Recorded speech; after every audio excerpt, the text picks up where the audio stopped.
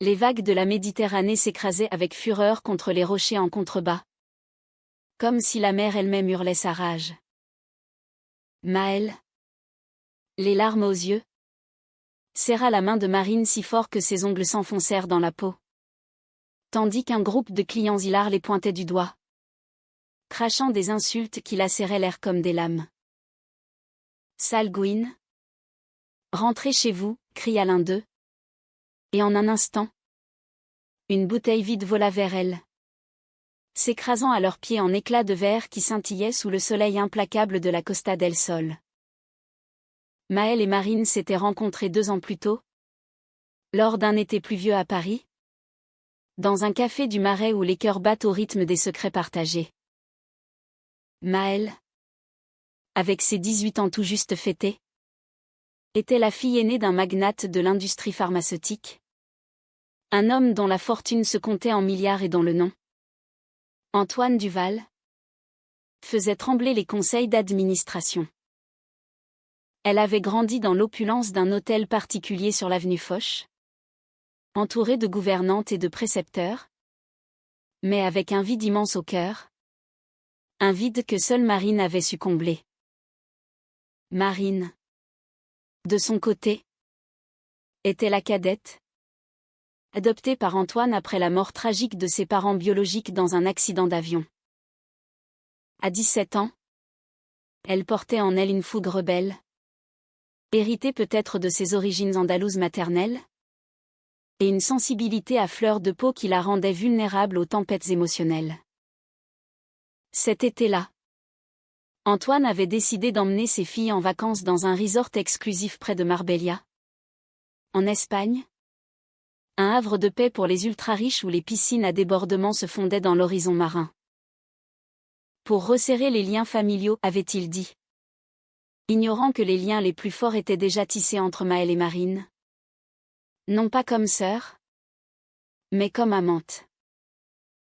Elles avaient gardé leur relation secrète, par peur du jugement, mais aussi par respect pour leur père, cet homme distant mais aimant, qui avait toujours veillé sur elles comme sur des joyaux précieux.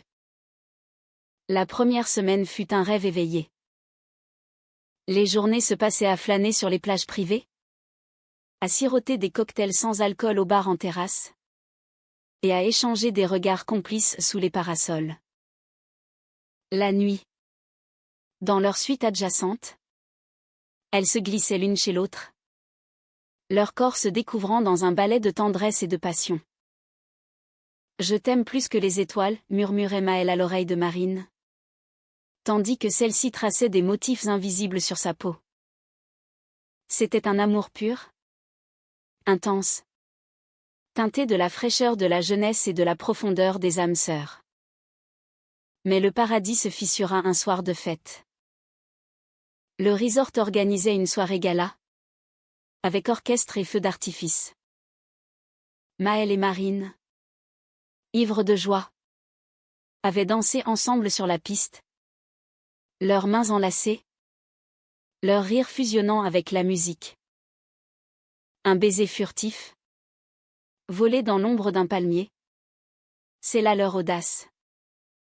C'est alors que tout bascula. Un groupe d'invités, des hommes d'affaires russes et leurs compagnes, les avait repérés. L'un d'eux, un colosse nommé Igor, s'approcha, un sourire carnassier aux lèvres. Qu'est-ce que c'est que ça? Des petites Françaises qui se tripotent, ricana-t-il en russe. Traduit par son interprète. Les insultes fusèrent. D'abord murmurées, puis hurlées. Maël tenta de protéger Marine, l'attirant vers la sortie. Mais la foule se resserra.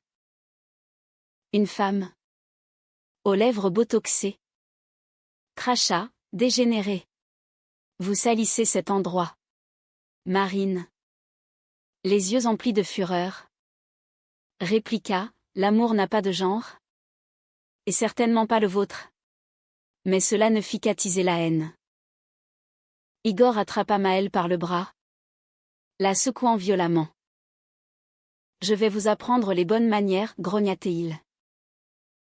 Marine se jeta sur lui, mais fut repoussée par un garde du corps. La scène dégénéra en chaos, des verres renversés, des cris. Et enfin, l'humiliation suprême quand Igor versa un seau de glace sur elle, les trempant jusqu'aux os sous les rires généralisés. Elles fuirent vers leur suite, tremblantes, le cœur brisé. Allongée sur le lit, enlacée, Maëlle murmura, « Pourquoi tant de haine ?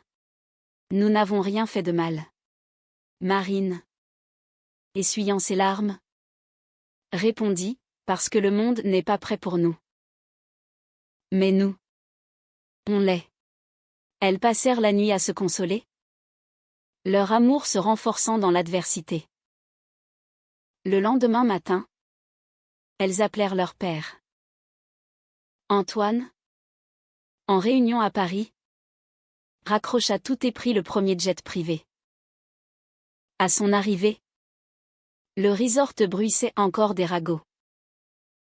Antoine, avec son charisme imposant, entra comme une tempête. Il exigea de voir le directeur, un Espagnol obséquieux nommé Carlos. « Mes filles ont été agressées, tonna-t-il. Et vous n'avez rien fait ? » Carlos balbutia des excuses, invoquant la diversité des clients. Mais Antoine n'était pas homme à pardonner facilement. Il contacta ses avocats, menaça de poursuites, et surtout, révéla son influence, il était actionnaire minoritaire du groupe hôtelier. Pendant ce temps, Maëlle et Marine erraient dans les jardins, main dans la main. « Penses-tu que papa comprendra pour nous ? Demanda Marine. Maëlle hésita, il nous aime. C'est tout ce qui compte. Mais un doute s'insinua, et si leur secret éclatait ? La journée s'étira en tension, avec Antoine interrogeant le personnel. Igor et sa suite furent expulsés. Mais l'humiliation persistait. Le soir, autour d'un dîner privé, Antoine les confronta.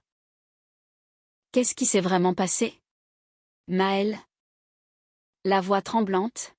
« Avoua, nous nous aimons. » Papa. Pas comme sœur. Le silence tomba comme un couperet. Antoine pâlit.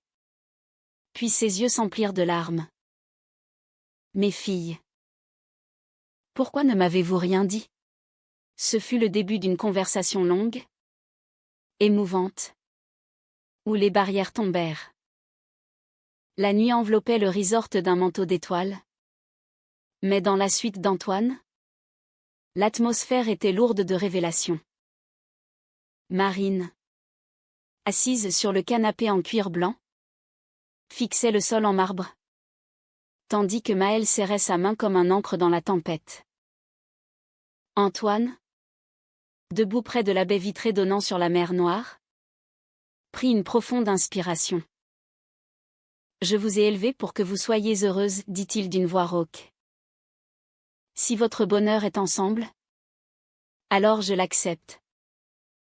Mais le monde est cruel, et je ne laisserai plus personne vous blesser. » Cette acceptation fut un baume sur leurs plaies, mais elle ouvrit aussi la porte à de nouveaux conflits. Antoine, avec son esprit pragmatique forgé dans les salles de réunion, insista pour qu'elle rentre à Paris immédiatement.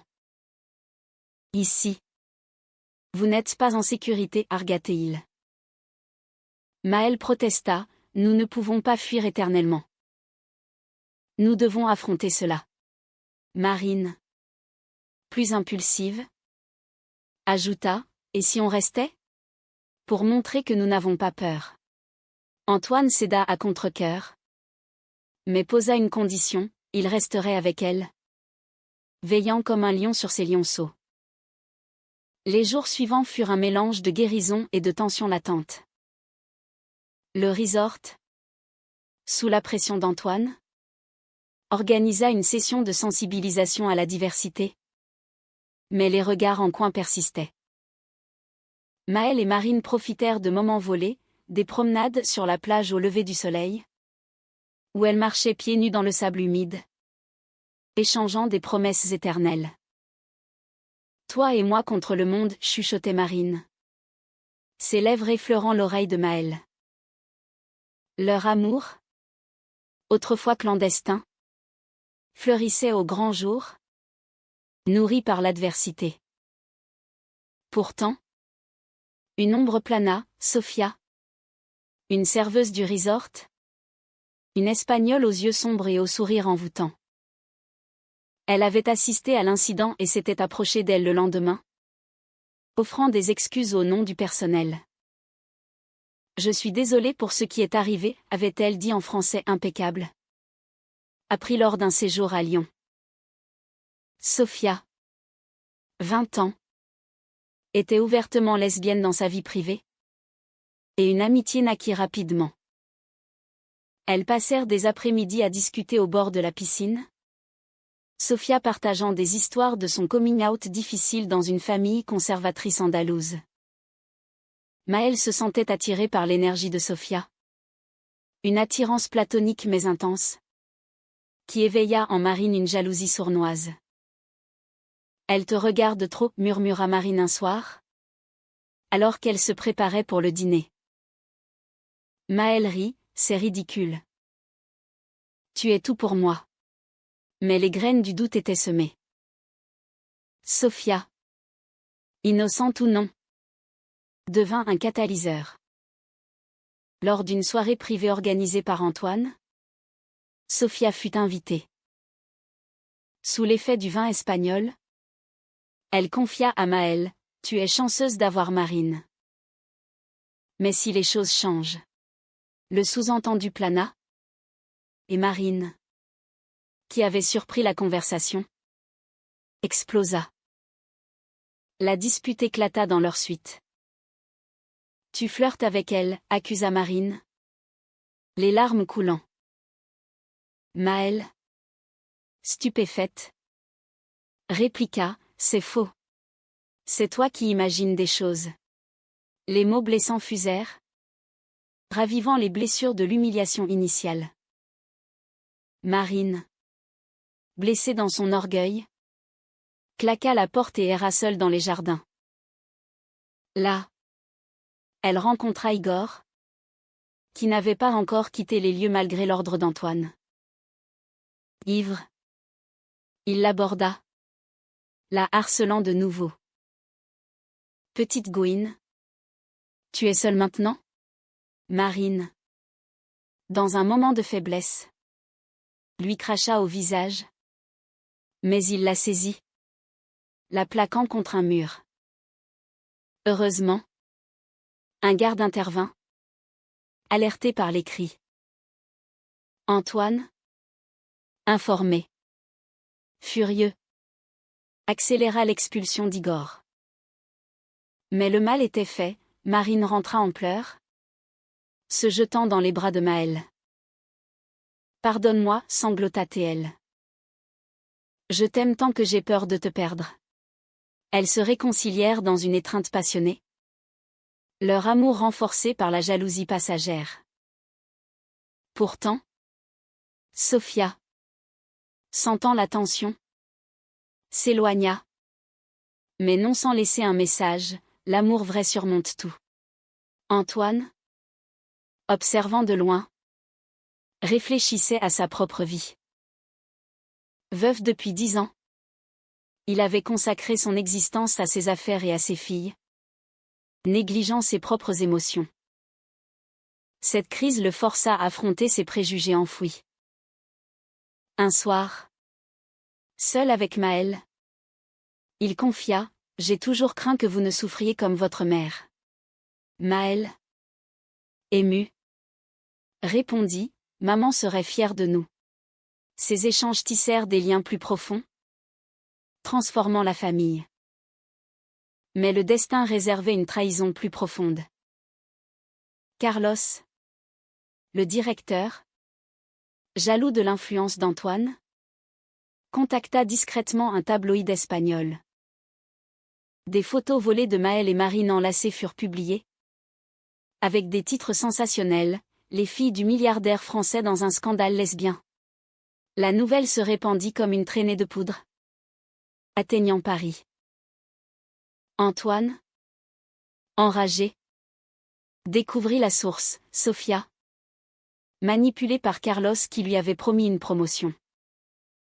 La confrontation fut explosive. Sofia, en larmes, avoua, je n'avais pas le choix. Il m'a menacée. Marine, dévastée par la trahison d'une amie, cria, comment as-tu pu? Maël, plus mesuré, intervint, la peur fait faire des folies. Antoine, usant de son pouvoir, fit retirer les articles et licencia Carlos. Mais le dommage était fait. Les filles durent affronter les appels de la presse, les regards curieux. Dans cette tourmente, leur amour devint un phare. Peu importe le monde, déclara Maël. Nous avons nous. Marine hocha la tête, scellant leur pacte d'un baiser. Les jours suivants furent un tourbillon de chaos médiatique. Le resort, autrefois un sanctuaire, devint une prison dorée où les paparazzi guettaient aux abords. Antoine, avec son équipe de relations publiques, orchestra une contre-attaque, une conférence de presse à Marbella, où il défendit publiquement ses filles. L'amour de mes filles est pur et beau, déclara-t-il face aux caméras. Quiconque les attaque s'attaque à moi. Cette prise de position courageuse fit sensation, transformant le scandale en un symbole de tolérance. Maël et Marine, touchés par le soutien de leur père, trouvèrent en lui un allié inattendu. Je n'aurais jamais imaginé cela, confia Marine à Maël lors d'une promenade nocturne sur la plage. Les vagues léchaient leurs pieds, et la lune illuminait leur visage. Ils nous aiment vraiment. Maël sourit, oui. Et cela nous rend plus fortes. Leur relation évolua, passant de la passion juvénile à une maturité profonde, nourrie par les épreuves. Pourtant, la trahison de Sofia laissait des cicatrices. Marine, en particulier, luttait avec la colère. Comment pardonner, se demanda-t-elle. Maël, philosophe, répondit, le pardon n'efface pas, mais libère. Elles décidèrent de confronter Sofia une dernière fois. Dans un café discret du resort, Sofia apparut, les yeux rougis. Je suis désolée, balbutia-t-elle. Carlos m'a forcé, mais j'aurais dû résister. Marine, après un silence tendu, tendit la main, nous te pardonnons. Mais la confiance est brisée. Sofia partit, emportant sa culpabilité. Mais cette clémence apporta la paix aux deux amantes.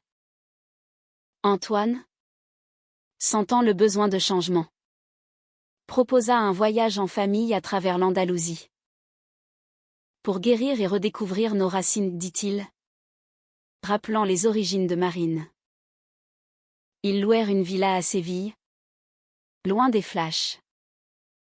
Là, au milieu des patios fleuris et des sons de flamenco, ils se reconnectèrent. Maël et Marine explorèrent les ruelles pavées, main dans la main, sans peur.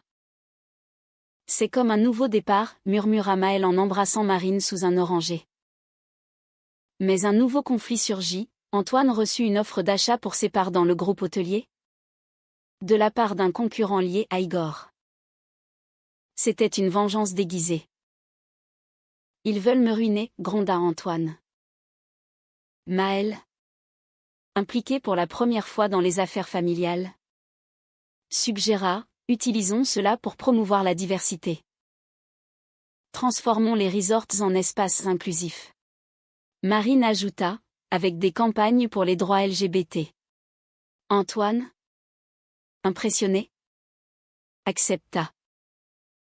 Ensemble, ils élaborèrent un plan, racheter plus de parts et imposer des politiques progressistes. Cette collaboration familiale renforça leurs liens. Un soir, autour d'un dîner de tapas, Antoine confia ses regrets, « J'ai été trop absent. Votre mère m'aurait reproché cela. » Les filles l'étreignirent. Et pour la première fois, des larmes coulèrent sur ses joues. « Nous t'aimons. Papa, » dirent-elles à l'unisson. Ce moment de vulnérabilité scella leur unité.